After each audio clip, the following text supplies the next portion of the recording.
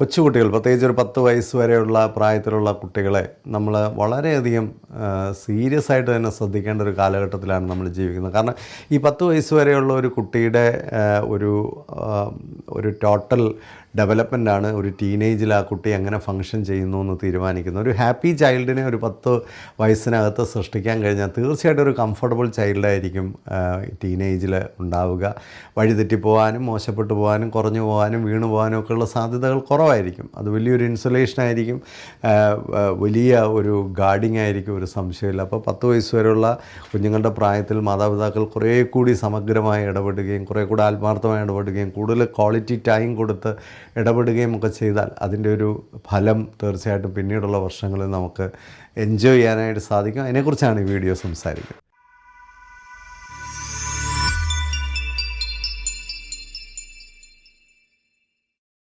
പണ്ട് കാലത്തൊക്കെ കുട്ടികളെ വളർത്താൻ മാതാപിതാക്കൾ പഠിച്ചു വരുമ്പോൾ ആ മാതാപിതാക്കളെ ഗൈഡ് ചെയ്യാനും അവർക്ക് കൃത്യമായ പാതകൾ കാണിച്ചു കൊടുക്കാനും വഴി കാട്ടി കൊടുക്കാനുമൊക്കെ മുതിർന്നവർ ധാരാളം അവർക്ക് ചുറ്റും ഉണ്ടായിരുന്നു. പ്രത്യേകിച്ച് നമ്മൾ കൂട്ടുകുടുംബങ്ങളിലൊക്കെ ജീവിച്ചതുകൊണ്ടും അതിലൊക്കെ ഉപരിയായിട്ട് നമ്മൾ പ്രായമുള്ളവരെയൊക്കെ അനുസരിക്കുകയും അവർ പറയുന്നതൊക്കെ കേൾക്കുകയും ഒക്കെ ചെയ്തതുകൊണ്ട് മാതാപിതാക്കൾക്ക് തീർച്ചയായിട്ടും ഒരു ഓറിയൻറ്റേഷൻ സ്ഥിരമായിട്ട് ലഭിച്ചുകൊണ്ടിരുന്നു. കാരണം മാതാപിതാക്കളുടെ കുട്ടികളോടുള്ള ഓരോ ഇടപെടലുകളിലും സസൂക്ഷ്മം വീക്ഷിച്ച് അവരെ ക്രമീകരിക്കുന്ന ജോലിയൊക്കെ അവർക്ക് ചുറ്റുമുള്ള മുതിർന്നവർ ചെയ്തിരുന്നു. അതുകൊണ്ട് തന്നെ അച്ഛനിലോ അമ്മയിലോ ഒക്കെ കുറച്ച് കുറവുകളൊക്കെ ഉണ്ടെങ്കിലും അത് ഒരു പരിധിവരെയൊക്കെ പരിഹരിക്കാൻ അതൊരു കാരണമായിരുന്നു. ഇനിയും പരിഹരിക്കാൻ പറ്റാത്ത കാര്യങ്ങളുണ്ടെങ്കിൽ അവിടെ അമ്മാവന്മാരും കൊച്ചച്ഛന്മാരും അമ്മായിമാരും മാമിമാരും ചിറ്റമ്മയും ഒക്കെ അതിനകത്ത് ഇടപെട്ട് അവരത് കോമ്പൻസേറ്റ് ചെയ്തിരുന്നു. അമ്മ വീട് പോലും അങ്ങനത്തെ വലിയൊരു കോമ്പൻസേഷനായിരുന്നു. ഒരു 2 മാസമെങ്കിലും കുട്ടികൾക്ക് പോയി വ്യത്യസ്തമായ ഒരു സാഹചര്യത്തിലൊക്കെ ജീവിക്കാനും ഒരുപാട് കസിൻസുമായിട്ടൊക്കെ ഇടപെടാനും ഒരുപാട് അമ്മമാരുമായിട്ടും അച്ഛന്മാരുമായിട്ടും ഒക്കെ ഇടപെടാനുമുള്ള അവസരങ്ങളുണ്ടായിരുന്നു. അപ്പോൾ ആ കാലഘട്ടത്തിലൊക്കെ കുട്ടികൾക്ക് നെഗറ്റീവായിട്ടുള്ള ഇമ്പാക്റ്റുകൾ ഉണ്ടാവാനുള്ള സാധ്യതകൾ നന്നേ കുറവായിരുന്നു. എന്നാൽ ഇന്ന് അണുകുടുംബത്തിലേക്ക് വന്നപ്പോൾ ഒരു കുഴപ്പം, പലപ്പോഴും മാതാപിതാക്കളെ ഗൈഡ് ചെയ്യാൻ ആരുമില്ല, അവരെ തിരുത്താൻ ആരുമില്ല. ഇനി ആരെങ്കിലും അതിന് ശ്രമിച്ചാൽ പോലും അത് നമ്മൾ അംഗീകരിക്കില്ല. ആരും തിരുത്താൻ പോയി അല്ലെ കറക്റ്റ് ചെയ്യാൻ പോയി റിസ്ക് എടുക്കത്തുമില്ല. അപ്പോൾ സ്വാഭാവികമായിട്ട് ഇന്ന് അച്ഛനിലോ അമ്മയിലോ എന്തെങ്കിലുമൊക്കെ കുറവുണ്ടെങ്കിൽ ആ കുറവ് തീർച്ചയായിട്ടും കുട്ടികളിലേക്ക് വരും. അപ്പോൾ അവിടെയാണ് ഇതുപോലുള്ള ഒരു ചാനലിലൂടെ എന്നെപ്പോലൊരാളൊക്കെ ശ്രമിക്കുന്നത് ഒരു ഗൈഡൻസാണ്, ഒരു മാർഗനിർദ്ദേശം നൽകുക. അപ്പോൾ അത് എന്ന് പറയുന്നത് പിന്നെ മറ്റ് സേവനങ്ങളുമായിട്ടൊന്നും അല്ലെങ്കിൽ പ്രൊഫഷണൽ ഹെൽപ്പുമായിട്ടൊന്നും യാതൊരു തരത്തിലും ബന്ധമുള്ളൊരു കാര്യമല്ല. ഇപ്പോൾ ഒരു സൈക്കോളജിസ്റ്റിൻ്റെ അടുത്ത് പോവുക, ഒരു കൗൺസിലറിൻ്റെ അടുത്ത് പോവുക, ഡോക്ടറിൻ്റെ അടുത്ത് പോവുക ഒക്കെ നമ്മൾ അങ്ങനെയുള്ള ആവശ്യമുള്ളവരെ കണ്ടാൽ അവരെ അങ്ങോട്ട് തന്നെ പറഞ്ഞയക്കുകയാണ് ചെയ്യുന്നത്. അപ്പോൾ സ്വാഭാവികമായിട്ടും എന്നെപ്പോലൊരാൾ ഈ ചാനലിലൂടെ ഒക്കെ ചെയ്യുന്നത് ഒരു ഗൈഡൻസ് കൊടുക്കുക എന്നുള്ള. അപ്പോൾ എന്തുകൊണ്ടാണ് ഗൈഡൻസ് കൊടുക്കുന്നതെന്ന് വെച്ചാൽ കഴിഞ്ഞ കുറേ വർഷങ്ങളായിട്ട് ഈ മേഖലയിലൊക്കെ ഇങ്ങനെ പ്രവർത്തിച്ച് കിട്ടിയ അനുഭവ സമ്പത്ത് കൊണ്ടും പഠിച്ചും വായിച്ചും മനസ്സിലാക്കിയും ഒക്കെ നിരന്തരമായ പഠനത്തിലൂടെയൊക്കെ കിട്ടുന്ന അറിവുകളുമൊക്കെ ഒരു പരിധിവരെ മാതാപിതാക്കൾക്ക് കൊടുത്താൽ അവർക്ക് അതൊരു ഈഗോ ഇല്ലാതെ സ്വീകരിക്കാൻ പറ്റുമെങ്കിൽ തീർച്ചയായിട്ടും അത് അവർക്ക് ഒരുപാട് ഗുണം ചെയ്യും. കഴിഞ്ഞ ദിവസം ഒരു വീഡിയോ ഇട്ടപ്പോൾ ഒരമ്മ വിളിച്ച് പറഞ്ഞതുപോലെ എന്നോട് ഈ വീഡിയോ സംസാരിക്കുന്നതായിട്ട് തോന്നി. ഞാൻ ഈ കഴിഞ്ഞ ദിവസങ്ങളിൽ ആകുലപ്പെട്ടിരുന്ന പ്രശ്നങ്ങൾ തന്നെയാണ് സാറ് സംസാരിച്ചത്. അപ്പോൾ ഒരുപാട് പേർക്കത് പ്രയോജനം ചെയ്യുന്നുണ്ട്. പ്രയോജനം ചെയ്യുന്നവർ കൂടുതൽ അതിനകത്ത് ഇടപെടുകയും അത് മറ്റുള്ളവർക്ക് ഷെയർ ചെയ്ത് കൊടുക്കുകയും ഒക്കെ ചെയ്യുക.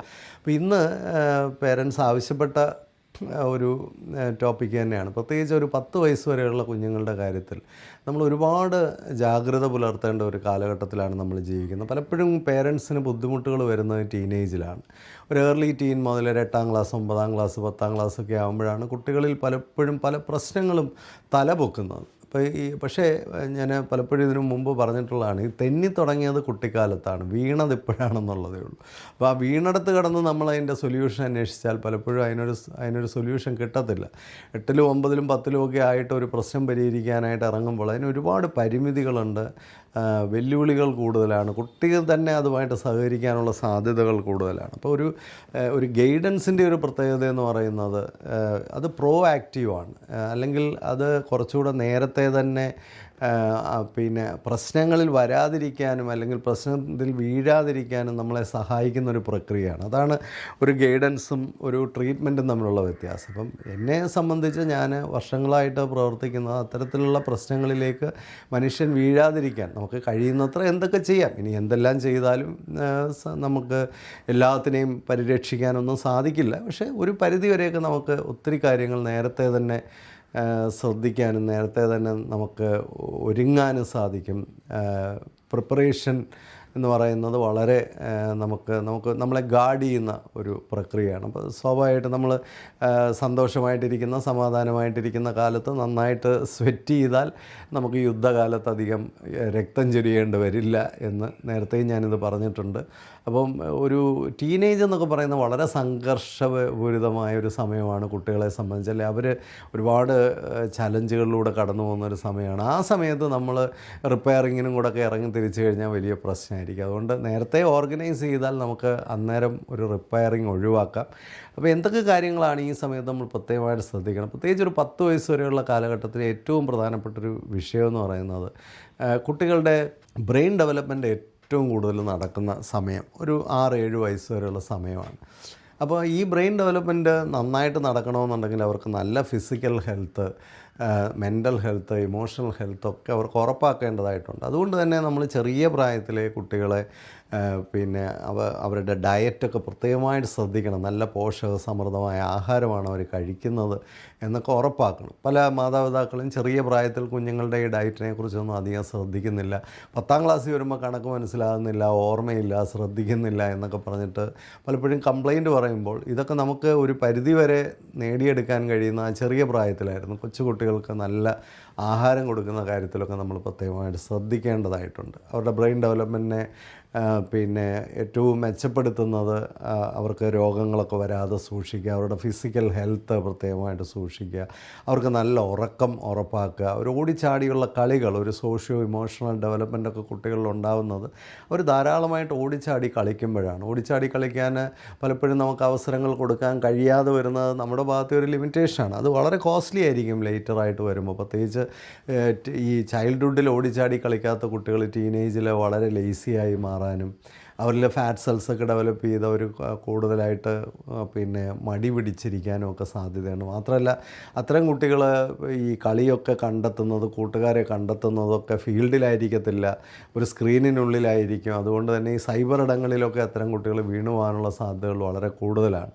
പ്രത്യേകിച്ച് കുട്ടികളുടെ ഒരു സോഷ്യോ ഇമോഷണൽ ഡെവലപ്മെൻറ്റിന് ഏറ്റവും പ്രധാനമായ ഒരു കാര്യമാണ് സമപ്രായത്തിലുള്ള കുട്ടികളുമായിട്ട് കളിക്കുകയും പ്രകൃതിയുമായിട്ട് ഇടപെടുകയും ചുറ്റുപാടുമായിട്ട് ഇടപെടുകയും അയൽപക്കവുമായിട്ട് ഇടപെടുകയും അതുപോലെ തന്നെ പക്ഷി മൃഗാദികളുമായിട്ട് ഇടപെടുകയും ഒക്കെ ചെയ്യേണ്ട ഒരാവശ്യമുണ്ട്.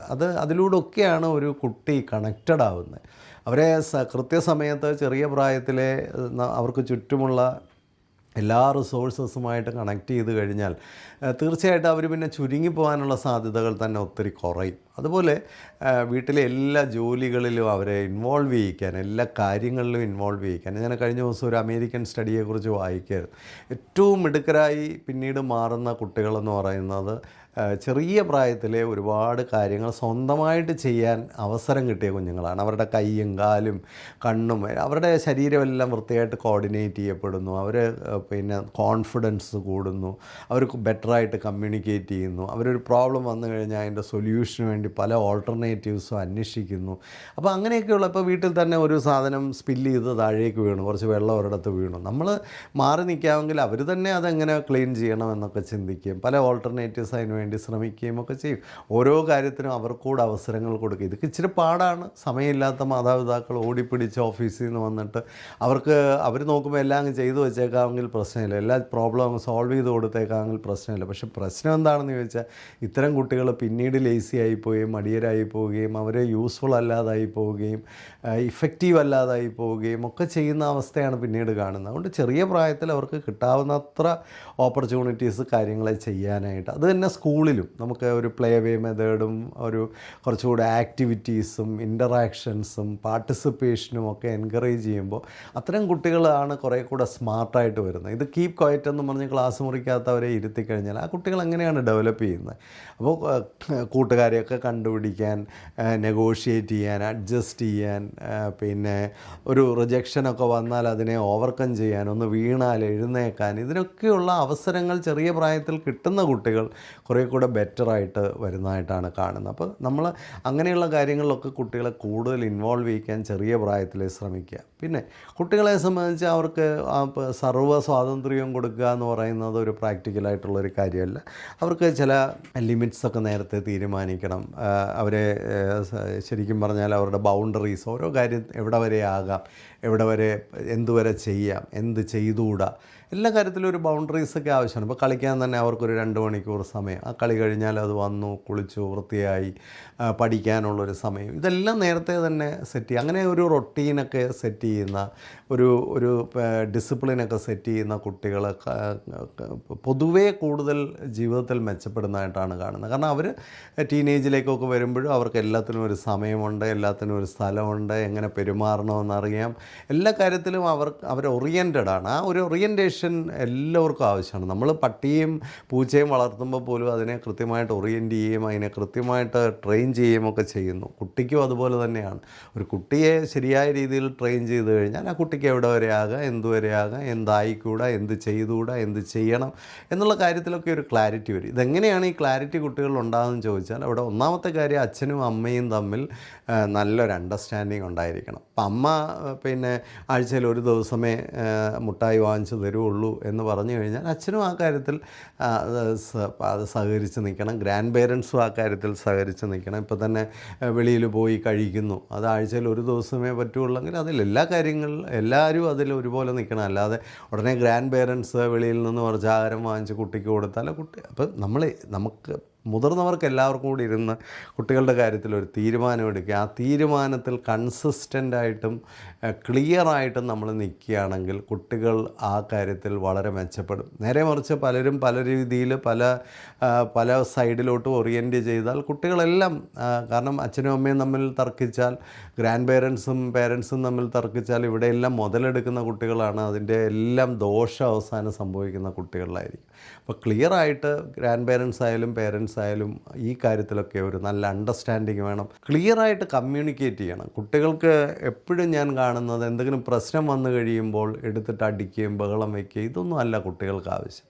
പ്രശ്നങ്ങൾ വരാതിരിക്കാൻ വേണ്ടി പ്രോആക്റ്റീവ് ഫ്യൂച്ചറിങ് എന്ന് ഞാൻ നേരത്തെ പറഞ്ഞതുപോലെ നേരത്തെ തന്നെ അവരെ ഓരോ കാര്യങ്ങളും മനസ്സിലാക്കിച്ച് കൊടുക്കുകയും എങ്ങനെയാണ് ചെയ്യേണ്ടതെന്ന് മനസ്സിലായി. എന്നാലും ചില കാര്യങ്ങളിലൊക്കെ വീഴ്ചകളും പ്രശ്നങ്ങളും ഒക്കെ വരുമ്പോൾ അതിൽ നിന്ന് അവരെന്ത് ലേൺ ചെയ്തു, that is the important point. അവിടെ കിടന്ന് ബഹളം വെച്ചാലൊന്നും കുട്ടികൾക്ക് പ്രത്യേകിച്ച് ഒന്നും ക്ലിയറായിട്ട് മനസ്സിലാവത്തില്ല.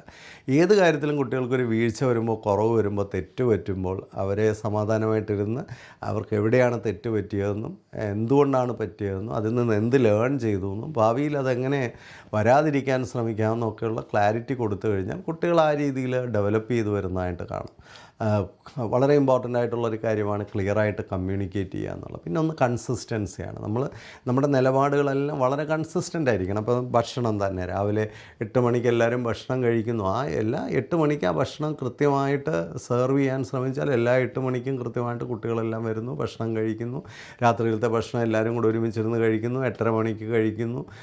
ഇതിനൊക്കെ ഒരു സിസ്റ്റം കാണും. പ്രാർത്ഥിക്കുന്ന വീടാണെങ്കിൽ അതിനുള്ള സമയം, ഫാമിലി ടൈം ഉണ്ടെങ്കിൽ അതിനുള്ള സമയം, എൻ്റർടൈൻമെൻ്റ് ഉണ്ടെങ്കിൽ അതിനുള്ള സമയം, എല്ലാത്തിനും കൃത്യമായ സമയവും. അതുപോലെ തന്നെ കൈയും മുഖവും ഒക്കെ കഴുകിയിട്ട് പിന്നെ സ്കൂളിൽ നിന്ന് വന്നാൽ എങ്ങനെയാണ് ഡ്രസ്സൊക്കെ എവിടെയാണ് ഇടേണ്ടത്, അതിലൊക്കെ അവരുടെയും പാർട്ടിസിപ്പേഷന് കൊണ്ടുവരാനും കാര്യങ്ങളെല്ലാം ക്ലിയറായിട്ട്. അപ്പോൾ ഇങ്ങനെ നിരന്തരമായിട്ട് പിന്നെ അപ്പോൾ ഒരു കാര്യം ഇതിനകത്ത് പറയാനുള്ളത്, നമ്മൾ എത്ര ഡിസിപ്ലിനും എത്ര പിന്നെ ബൗണ്ടറീസും ഒക്കെ കൊണ്ടുവന്നാലും ചില കുട്ടികൾ അതിനോടൊന്നും അത്ര അമിക്കബിളായിട്ട് അഡ്ജസ്റ്റ് ചെയ്തു എന്നൊന്നും വരില്ല, കോപ്പറേറ്റ് ചെയ്തു എന്ന് വരില്ല. അതൊക്കെ ഓരോ കുട്ടിയുടെ ഇമോഷണൽ, മെൻ്റൽ പിന്നെ ഡെവലപ്മെൻ്റ് അനുസരിച്ചും അവരുടെ ഒരു ഒരു ടോട്ടൽ ഹെൽത്തിൻ്റെ ഒക്കെ ബേസിസിലാണ് കുട്ടികൾ എങ്ങനെയാണ് റെസ്പോണ്ട് ചെയ്യുന്നത്. അപ്പോൾ റെസ്പോണ്ട് ചെയ്യാൻ ബുദ്ധിമുട്ടുള്ള കുട്ടികളുടെ സംബന്ധിച്ച് പേരൻസ് മനസ്സിലാക്കേണ്ടത് അവർക്ക് ഡെവലപ്മെൻറ്റൽ നീഡ്സ് കൂടുതലുണ്ടെന്ന് മനസ്സിലാക്കിക്കൊണ്ട് കുറച്ചുകൂടെ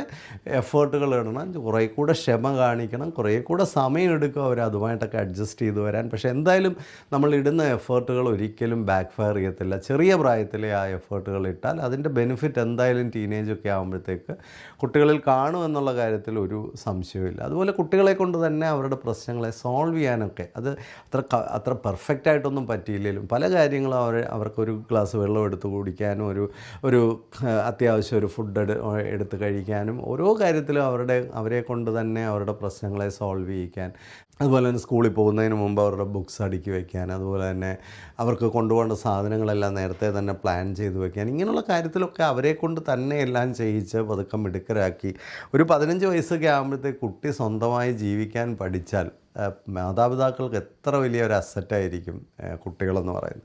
അപ്പോൾ അതിന് പ്രത്യേകമായിട്ട് ശ്രമിക്കുക. അതുപോലെ മനുഷ്യരുമായിട്ട് ഇടപെടാൻ പഠിപ്പിക്കുക. ഇന്നത്തെ കുട്ടികളുടെ ഏറ്റവും വലിയൊരു പ്രശ്നം എന്ന് പറഞ്ഞാൽ മനുഷ്യരുമായിട്ടും ചുറ്റുപാടുമായിട്ടും അയൽപക്കവുമായിട്ടും സമൂഹവുമായിട്ടും ഒക്കെ ഇടപെടാനുള്ള ബുദ്ധിമുട്ടാണ്. ഒരു സോഷ്യോ ഇമോഷണൽ ഡെവലപ്മെൻറ്റ് പല കുട്ടികളിലും ഇല്ല.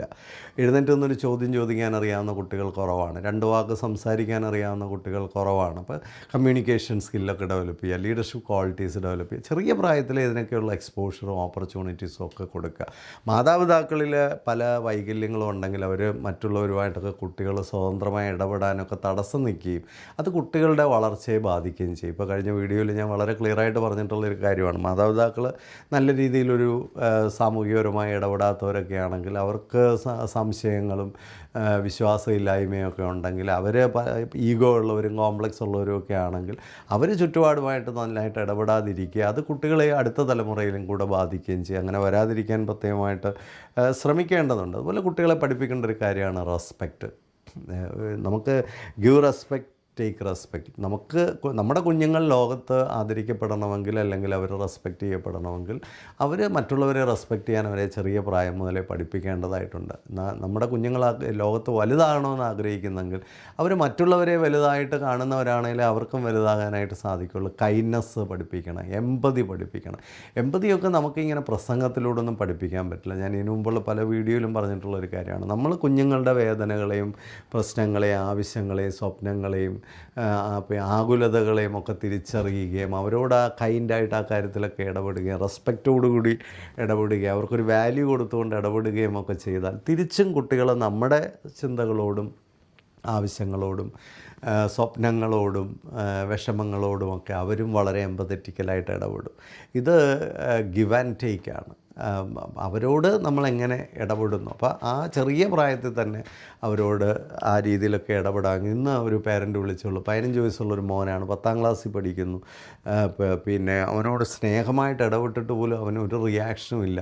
അപ്പോൾ ഞാൻ കൂടുതൽ തിരക്കിയപ്പോഴാണ് അമ്മ പറയുന്നത് 9ാം ക്ലാസ് വരെ അവനോട് വളരെ ഹോസ്റ്റൈലായിട്ട് വളരെ അഗ്രസീവായിട്ട് ദേഷ്യത്തോടെയൊക്കെ ഇടപെടുകയും പലപ്പോഴും മാതാപിതാക്കൾ അവനെ ശ്രദ്ധിക്കാതിരിക്കുകയും ഗ്രാൻഡ് പേരൻസിൻ്റെ അടുത്ത് കൂടുതൽ സമയം ചെലവഴിക്കുകയും ഒക്കെ ചെയ്ത കുട്ടിയാണ്. ആ കുട്ടിക്ക് മാതാപിതാക്കളുമായിട്ടൊരു ഇമോഷണൽ അറ്റാച്ച്മെൻറ്റ് ചെറിയ പ്രായത്തിലേ ഉണ്ടായിട്ടില്ല. അവനൊരു ട്രസ്റ്റില്ല മാതാപിതാക്കളിൽ, അവന് വിശ്വാസമില്ല. കാരണം അവനോട് വളരെ ഹോസ്റ്റൈലായിട്ടും വളരെ അഗ്രസീവായിട്ടും ഇടപെട്ട പേരൻറ്റ് പെട്ടെന്നൊരു സ്നേഹമൊക്കെ കാണിക്കുമ്പോഴത്തേക്ക് പെട്ടെന്നൊരു കുഞ്ഞു ഉരുകി അങ്ങ് ചേരണമെന്നൊക്കെ വിചാരിച്ചാൽ നടക്കില്ല. അത് പടിപടിയായി ആ കുട്ടിയിൽ ആ വിശ്വാസം നേടിയെടുക്കാൻ നമ്മൾ ഒരുപാട് പരിശ്രമിക്കേണ്ടി വരും. അല്ലെങ്കിൽ ആ പേരൻസ് തന്നെ നല്ല ഒരു ഗൈഡൻസൊക്കെ പോയി എടുക്കേണ്ടതായിട്ട് വരും. കാരണം അവരോടുള്ള ഒരു റിയാക്ഷനാണ് കുട്ടി കാണിക്കുന്നത്. അപ്പോൾ ആ റിയാക്ഷൻ കുട്ടിയിൽ മാറ്റിയെടുക്കണമെങ്കിൽ നമ്മുടെ ആക്ഷൻസിൽ ഒരുപാട് വ്യത്യാസങ്ങൾ നമ്മൾ വരുത്തേണ്ടതായിട്ട് വരും. അതുകൊണ്ട് ഈ കാര്യത്തിലൊക്കെ പ്രത്യേകമായിട്ട് മാതാപിതാക്കൾ ശ്രദ്ധിക്കുക. പിന്നെ എല്ലാത്തിനും ഒരു ടൈമൊക്കെ ഉണ്ടായിരിക്കണം. വീടെന്ന് പറയുക ഭവനമാകുന്നത് അവിടെ ഒരു സംസ്കാരവും അവിടെ ചില മൂല്യങ്ങളും അവിടെ എല്ലാത്തിനും ഒരു സമയവും എല്ലാ സാധനങ്ങൾക്കും ഒരു സ്ഥലവും പരസ്പരം വലിയ റെസ്പെക്റ്റും ഒക്കെ ഉണ്ടാകുമ്പോഴാണ് അതിനെ ഒരു ഭവനം എന്ന് വിളിക്കാൻ സാധിക്കുന്നത്. വീട് നമുക്ക് വില കൊടുത്ത് വാങ്ങിക്കാൻ പറ്റും. ഭവനം നമുക്ക് വില കൊടുത്ത് വാങ്ങിക്കാൻ പറ്റാത്തൊരു സാധനമാണ്. അത് നമ്മൾ സൃഷ്ടിച്ചെടുക്കേണ്ട ഒരു സംസ്കാരമാണ്. അവിടെ മാതാപിതാക്കൾ കുഞ്ഞുങ്ങൾ ചെറിയ പ്രായത്തിൽ കുഞ്ഞുങ്ങൾ വളരുമ്പം മുതൽ മാതാപിതാക്കൾ അതിനുവേണ്ടിയൊക്കെ വാല്യൂ കൊടുക്കുന്നവരാണെങ്കിൽ തീർച്ചയായിട്ടും അവരുടെ കുഞ്ഞുങ്ങളിലും അതിൻ്റെ ഒരു വ്യത്യാസം കാണും. എൻ്റെ വൈഫ് ഒരു ടീച്ചറാണ്. പലപ്പോഴും 10ാം ക്ലാസ്സിലെ കുട്ടികളെയാണ് പഠിപ്പിക്കുന്നത്. പലപ്പോഴും ക്ലാസ്സിലെ കുട്ടികളെക്കുറിച്ചൊക്കെ ചോദിക്കുമ്പോൾ പറയുന്ന ഒരു വാചകം വളരെ പ്രധാനമാണ്. ചില കുഞ്ഞുങ്ങളെ കണ്ടാലറിയാം അവർ വരുന്ന വീടിൻ്റെ മഹത്വം. അത് ആ ഭവനം, ചില വീടുകൾ ഭവനങ്ങളാണ്. അവിടുന്ന് വരുന്ന കുഞ്ഞുങ്ങളിലൊരു മഹത്വമുണ്ട്. നമ്മുടെ കുഞ്ഞുങ്ങളിലും ആ മഹത്വം കാണാനായിട്ട് നമ്മൾ ചെറിയ പ്രായം മുതലേ പരിശ്രമിച്ചാൽ തീർച്ചയായിട്ടും നമ്മുടെ കുഞ്ഞുങ്ങളൊക്കെ മുതിർന്ന് സ്കൂളുകളിലൊക്കെ ചെല്ലുമ്പോൾ, പുറത്ത് ചെല്ലുമ്പോൾ, സമൂഹത്തിൽ ചെല്ലുമ്പോൾ, ലോകത്തിലേക്ക് ചെല്ലുമ്പോൾ അവരെ ലോകത്തിനൊരു അനുഗ്രഹമായും ലോകത്തിനൊരു സുഖാനുഭവമായും ലോകത്തിനൊരു സന്തോഷമായിട്ടും ഒക്കെ അവരുടെ ജീവിതം മാറും. അതാണ് മാതാപിതാക്കളെ സംബന്ധിച്ച് നമുക്ക് കിട്ടാവുന്ന ഏറ്റവും വലിയ അനുഗ്രഹം എന്ന് പറയുന്നത്. ഇതിൽ കൂടുതലായിട്ട് യാതൊന്നുമില്ല. എല്ലാവർക്കും നല്ല സന്തോഷവും സ്നേഹവും ഒക്കെ ലഭിക്കുന്ന ഒരു ഭവനാന്തരീക്ഷവും അതിലൂടെ വളർന്നു വരുന്ന കുഞ്ഞുങ്ങളൊക്കെ ലഭിക്കട്ടെ എന്ന് ആത്മാർത്ഥമായി ആഗ്രഹിക്കുന്നു, ആശംസിക്കുന്നു. നല്ലതെങ്കിൽ മറ്റുള്ളവർക്ക് കൂടെ ഒന്ന് ഷെയർ ചെയ്ത് കൊടുക്കാൻ പ്രത്യേകം ശ്രദ്ധിക്കുക. ഈ ചാനലിൽ നടക്കുന്ന എല്ലാ ചർച്ചകളിലും നിങ്ങൾ തരുന്ന എല്ലാ സ്നേഹത്തിനും ഒക്കെ നന്ദി പറയുന്നു. വീണ്ടും ഞാൻ ഓർമ്മിപ്പിക്കുന്നു, ഇന്നത്തെ കാലത്ത് ഗൈഡൻസ് എന്നൊക്കെ പറയുന്നത് മാതാപിതാക്കൾക്ക് വളരെ ആവശ്യമാണ്. കാരണം പണ്ട് നമ്മളെ ഗൈഡ് ചെയ്യാനുള്ളൊരു സംവിധാനം നമുക്ക് ചുറ്റുമുണ്ടായിരുന്നു. മതപുരോഹിതന്മാരുണ്ടായിരുന്നു, നല്ല ആചാര്യന്മാരുണ്ടായിരുന്നു, ഗുരുക്കന്മാരുണ്ടായിരുന്നു, കുടുംബത്തിലൊക്കെ മുതിർന്നവരുണ്ടായിരുന്നു. ഇന്ന് അങ്ങനെയുള്ള ഒരു സംവിധാനമൊക്കെ നമുക്ക് നഷ്ടപ്പെട്ട കാലത്ത് തീർച്ചയായിട്ടും മാതാപിതാക്കൾ അവർക്ക് എന്തെങ്കിലും കുറച്ചുകൂടെ ശരിയാക്കാൻ പറ്റുമോ, കുറച്ചുകൂടെ മെച്ചപ്പെടാൻ പറ്റുമോ, തെറ്റുകൾ എന്തെങ്കിലും ഉണ്ടോ എന്നൊക്കെ ഒന്ന് വാലിഡേറ്റ് ചെയ്യാൻ തീർച്ചയായിട്ടും ഒരു നല്ല ഗൈഡൻസ് നിങ്ങളെയൊക്കെ സഹായിക്കും. എല്ലാവർക്കും സന്തോഷം നേരുന്നു. Thank you all. Happy living.